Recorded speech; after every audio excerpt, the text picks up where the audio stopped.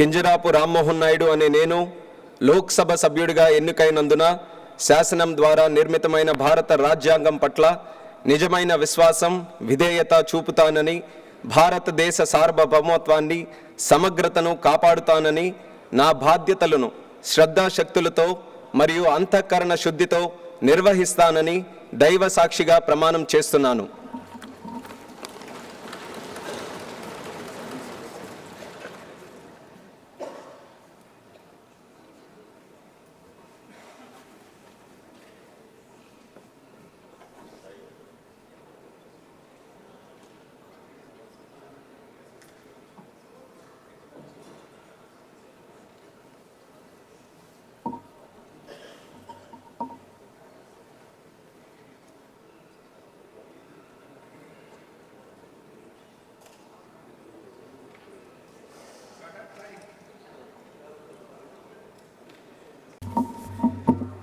కింజరాపు రామ్మోహన్ నాయుడు అనే నేను లోక్సభ సభ్యుడిగా ఎన్నికైనందున శాసనం ద్వారా నిర్మితమైన భారత రాజ్యాంగం పట్ల నిజమైన విశ్వాసం, విధేయత చూపుతానని, భారతదేశ సార్వభౌమత్వాన్ని, సమగ్రతను కాపాడుతానని, నా బాధ్యతలను శ్రద్ధాశక్తులతో మరియు అంతఃకరణ శుద్ధితో నిర్వహిస్తానని దైవ సాక్షిగా ప్రమాణం చేస్తున్నాను.